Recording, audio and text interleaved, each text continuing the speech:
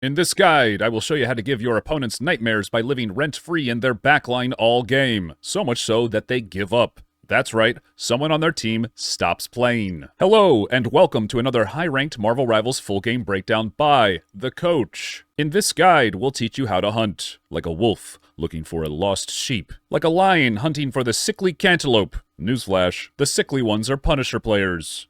You will learn how to hunt with the patience and guile of a crocodile, and the aggression of a, I guess, also a crocodile. I don't know many animals, plus they're green. Let's get started. Alright, so we got a new map for you. I've never done a coach breakdown on Shin Shibuya, so this will be a good one. This is a Grandmaster lobby, and what is the first thing I always tell you guys? Always the first thing to do in any given game, make sure you are cycling through your cooldowns. You want to get that ult charge as fast as possible, because that's when you make your big plays. So look what I do here. I run right out in the open, like a total buffoon. I say, hit me, hit me. Their Hulk lands a nice stun. They're forced to attack me here, dictating the pace of a game. Now watch. Pop my shield here. Pop my clap, and I'm out.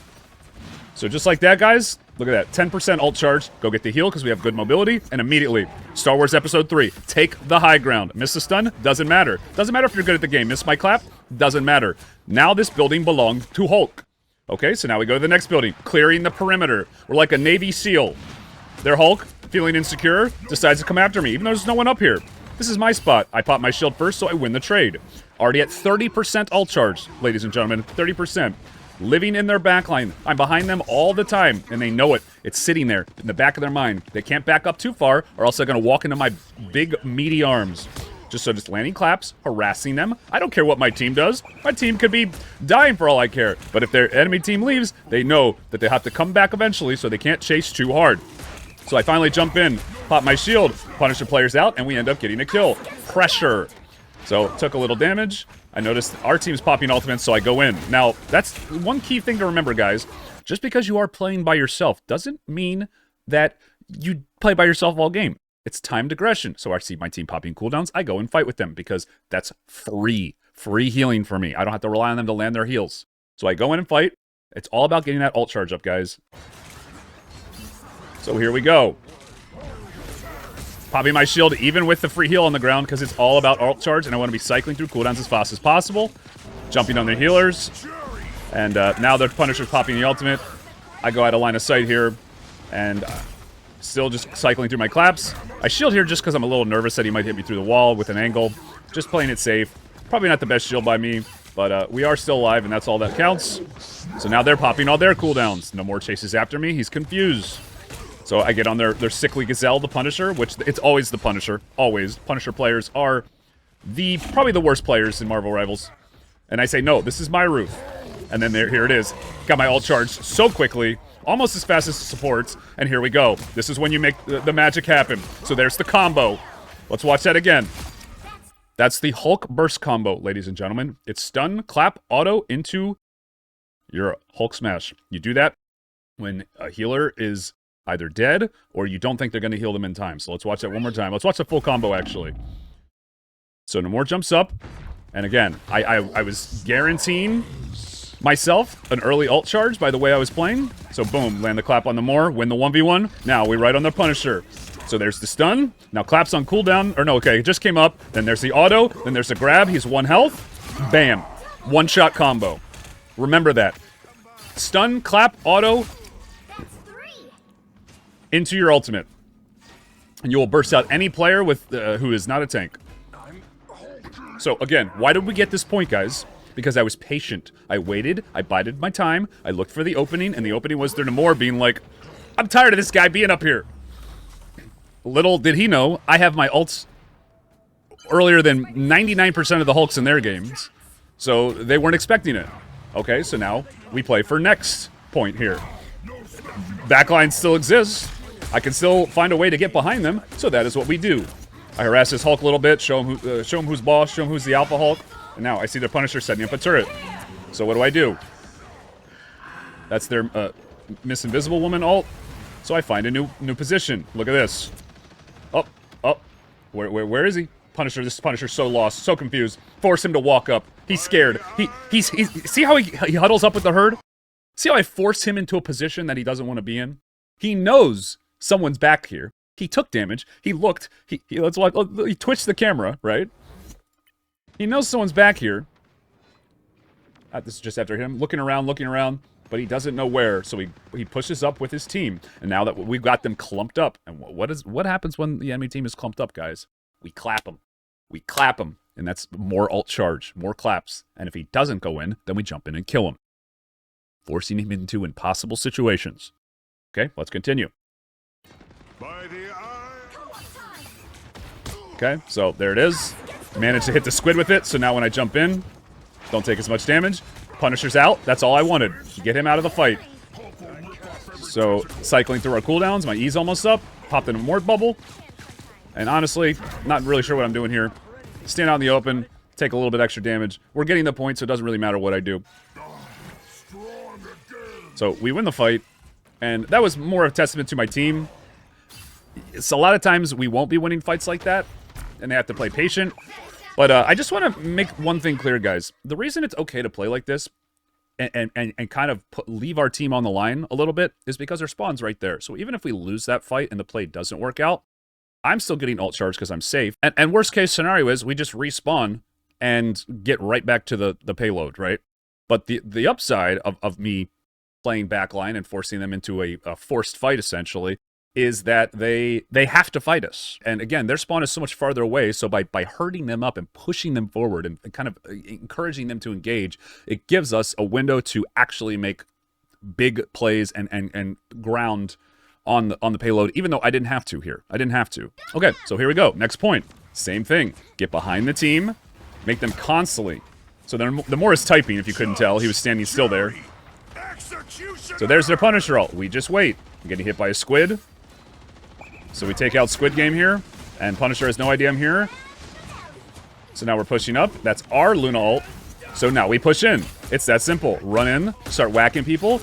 Already at 70, 82, 83. Getting that ult charge up so quickly.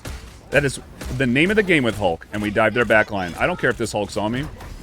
I'll stay tanking him, because I know if a full shield gets eaten, I'm 7% more closer to my ult. So here we go. We dive. We get the cleanup. Miss my stun. Again, you don't have to be good at the game, guys. I'm not playing well this game. But strategically, I'm playing pretty much flawless. So the Cloak and Dagger is just sitting in her heal. You actually can't DPS through it. So I just stay back because I don't want the Hulk to hit me. He's standing in it too. Again, we have most of their team dead. So I don't need to aggress here. I just bide my time, wait, and then bing, bang, boom. There's the ultimate. Big thunderclap. Hitting 4 people. Going in. Creating so much space. They are forced to back up. One thing I see a lot of Hulks do wrong, guys. Just because you pop your ult doesn't mean you have to dive into their whole team. Okay? This is an example of a zoning ult, okay? A zoning ult. I pop my ultimate and make it impossible for them to walk up.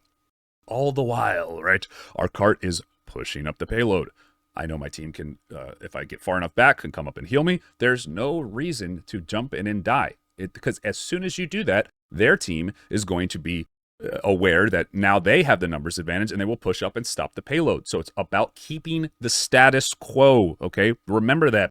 If your card is moving, right, you don't need to do anything as long as you are keeping them from stopping that objective. So remember that. Keeping the status quo when things are in your favor. So I don't die here because as soon as I die, that puts it in their favor. So we're trying to keep this status quo as long as possible. So that's why I don't dive in here. Let's go back a little bit, just to kind of give you an idea what that looks like. Okay. Okay, so there's the ultimate. Just zoning them. And I noticed all their healers are up. They're just healing each other. Even though I know their cloak bubble was on cooldown, it doesn't matter. So we just try to do as much damage as possible. And look at that payload. Nobody's on it. Nobody's on it, guys. The Doctor Strange. So, a younger me would immediately start yelling at our supports. A younger me. I'm older now, okay? I've been through some shit. Okay, I've had a tough life. 2 months ago, I used to live in a car down by Kinko's. Okay? So I've been through the worst of it. I'm not going to let a couple kids who can't keep it in their pants mess with my emotions. Should our supports be on the cart? Yes. Should our Doctor Strange be on the cart? No. It's ass backwards. But I come back to push the payload because I know that somebody is up there holding the line, and if they die, that's on them. No point in me flaming these guys. So ideally by now our cart would be halfway pushed, but it's alright. We fall back. And here comes the fight. So our Cloak and Dagger engages with ultimate. Not really the smartest thing in my opinion. Their Cloak and Dagger counter ults, so pretty much nothing is going to happen. So what do? Ult charge, ult charge. Well, you should always be thinking situationally here, guys. Situationally. We are one last half stretch away from ending the game. We are at 43% ult charge. You should be thinking, I get one more ult this game. I get one more ult, and should be playing for that last ult to end the game. So at this point, you should be keeping track of support cooldowns and knowing when you can pop your ultimate to be the closer, be the finisher. Snag that antelope from and pull him, drag him into the water and end it. Okay? So that is constantly what you should be thinking of. So support ults are down. I'm just fighting in them. I'm just whacking people to get the charge up. And cycling through my E's, even if I don't really need it. It's all about ult charge, always. If you get a kill, great, but you can't rely on that happening, okay? Especially in this rank. You can't rely on people making mistakes. So just play around your ult, because that's when you know for sure you can get kills if you track their cooldowns properly. Okay? So their Hulk pops his ultimate. And again, I've already popped 2 ultimates. This is his finally his second, and I'm already halfway to my 3rd. So they're popping all their cooldowns. We just hang tight. I try to land a stun, but he gets the immunity. Again, I am not playing well this game, guys. But strategically, I'm not dying. I'm taking space. I'm creating objectives, opportunities. Their Hulk goes a little too hard, and there's the cleanup. So now we have a numbers advantage. I'm at 68%. We jump in a little bit, 76%. And then now we play backline. We're just biding our time, keeping them back, making sure our team pushes up. Constantly making them question where I am. Backing them up. Forcing them. And guys, I do this not by tanking damage, but by taking space. So there it is. Here's the big play. Here's the ultimate. Playing for that last ultimate. There's one. And then I see the healer trying to come out. I don't let her. I zone her. I trap her off from her teammate. Turn her into the sickly sheep. And she walks up here. And guys, I have not landed a single stun this entire game. And it doesn't matter. Because it's all about positioning. There's the cleanup. And there is the round. So let's go to the next round. So now we're on defense.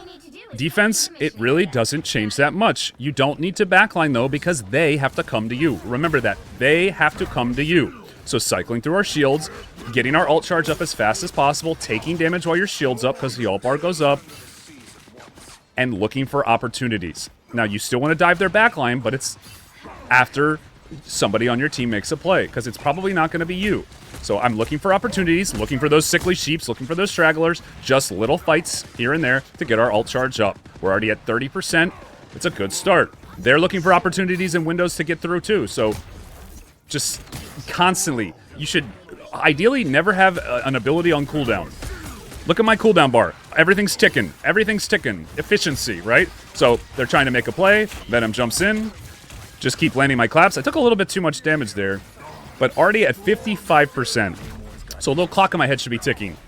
Support ults are, yep, there they are. Support ults going down, and there they go. Just a general rule, guys.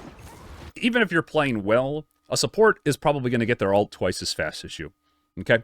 If you're playing extraordinary, and I've had this happen once before, I have gotten my ult before supports, but even if you're playing well, most tacticians will get their ult twice as fast as you. It's just how the game is. It's unfortunate because their ult counter your ult too, and they're in most ways just better than your ults, defensive ults that is. It's just something you have to accept and play around.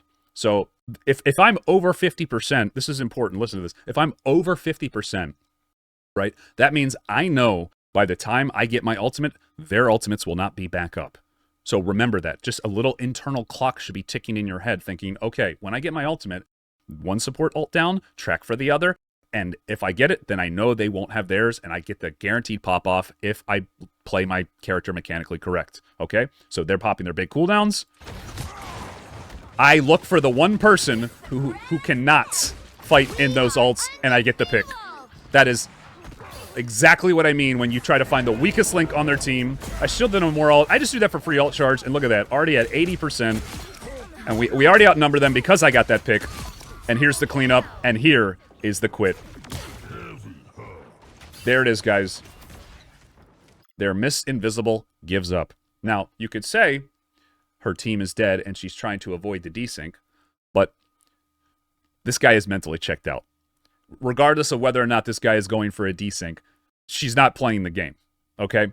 Because if she wanted to die, she'd just go run off the ledge, okay? Or she'd run into my team out in the open. No, she's just sitting in here. This guy has been mentally broken. Sesbian Lex 68, you have succumbed to the will of the Captain Coach Hulk. Now, the right play here technically is to let her live, and that's what I'm doing. But really, the reason I'm letting her live here is because I'm amused in the fact that these tactics, these strategies are so overbearing that it causes them just to not want to play the game anymore.